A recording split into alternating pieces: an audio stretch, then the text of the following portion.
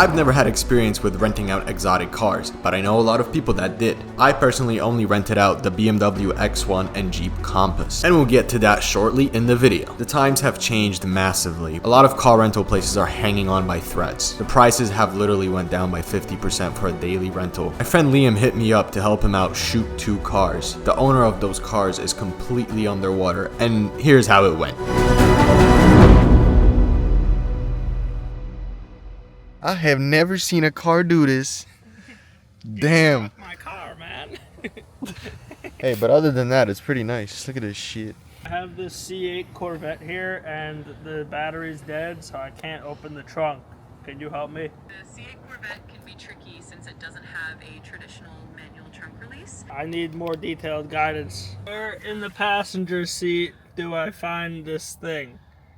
Bro, I think you're cooked. Typically, you'll find the manual release cable behind the passenger seat near the footwell area.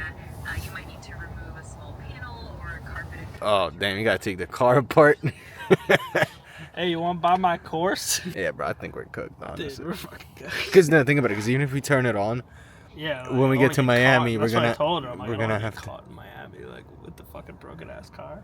Yeah, and then we're gonna have to like do it with the Urus, so it's not. Yeah, that's not even the fucking engine though. At least we have palm trees. It's a good day. Let's watch Tim Dillon instead. No, let's put Hormozy on, bro. So, as someone that has tried many businesses, a lot of them failed, some of them are still going and they're doing well. I can tell you that any business is hard, whether it's a barbershop, Airbnbs, a supplement brand, an apparel brand, or a marketing agency. There's no such thing as an easy business, unless you're doing blatant fraud or you have funding that comes from an unlimited source. Either way, if it's like a true and fair business, nothing's easy. I'll tell you right now, the two-row stuff I did with the Jeep and the Beamer, the cars came back dirty as fuck.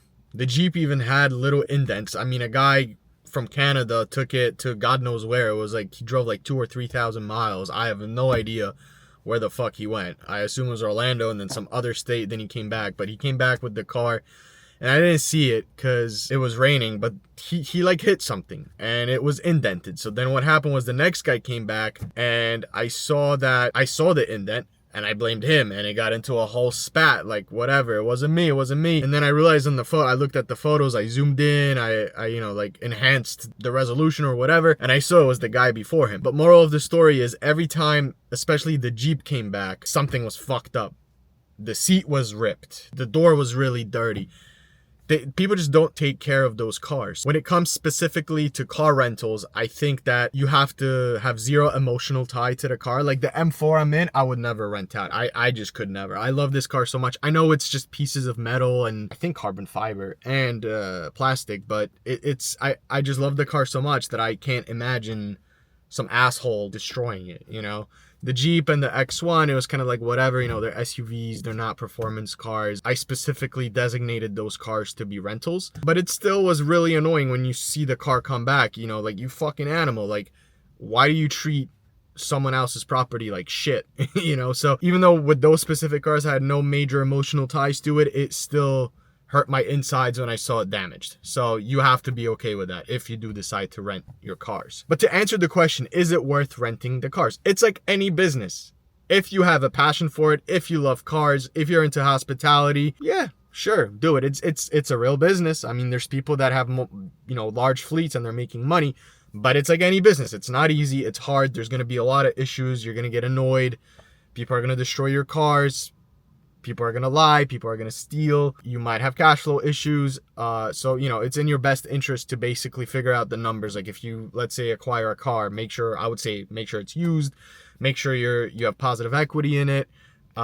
Because, you know, whatever you could make, let's say it's like a nice car, whatever you could make on the equity piece, it's going to get destroyed by the fact that you're renting it out. People are mistreating it and, you know, there's wear and tear on it. That would drive the value down. So that you can't really like be positive on the cars, in my opinion. You can minimize the losses and just ride the wave with the cash flow. So yeah, it's a legit business. It can work. But from personal experience, I hated it. In South Florida, the moment May came, that's it. No one was renting the car. So November through end of April, you know, you're probably like fully booked, and then you got 4 to 6 months of nothing.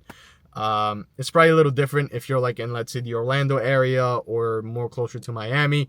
Where I was, it's the suburbs, so not as many people are coming down to that specific area over the summer. But just keep in mind that every business is hard. Doesn't matter what it is, everything's hard. As long as you have the passion or patience for it, go ahead. If you're good with cars, if you could fix shit yourself and you don't have to spend, money on every single little thing, I think it's a viable business. But just keep in mind the location matters, the cars matter. Make sure the numbers work before you go into that. Calculate, if I buy this car, what can I sell it for in 2 years? If this gets damaged, how much is it going to cost me to fix? You have to include all of that when you predict, your cash flows and your numbers. So would this be the first business I would go into in 2026? Absolutely not. Like I said, for me, it was really annoying.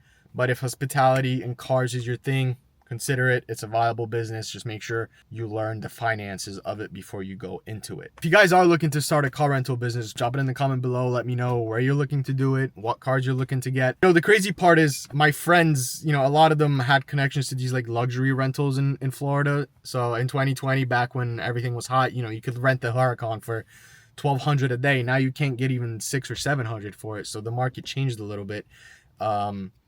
But there are some crazy instances where people, social media influencers usually pay like these firms like between $200,000 and $500,000 a year, and they had access to multiple cars in periods of time, and they always just shoot the content for the whole year, flex with it, and sell courses or mentoring or whatever. It was just insane. Like everything you've heard about gurus and like social media people like flexing fake cars, dude, it's probably 10 times worse than what we actually know. So seeing that, it was just insane to me. And most of those businesses are out of business anyway. Like it wasn't a sustainable business model because people catch on sooner or later to the frauds.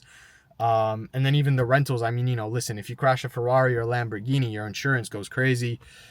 That's a big loss. It's really a very, very risky business. So just make sure you know the numbers and you're good with it, because it's really easy to grow, but it's also really easy to fall. So it's that type of business. But if you're looking to do it, let me know what cars you're looking to get. If you have any questions, since I had a little bit of experience of Turo for over a year, you let me know. So anyway, guys, I hope you enjoyed this video. And if you did, please make sure to subscribe, drop a comment on your opinion about renting cars, and I'll catch you in the next video. Peace out.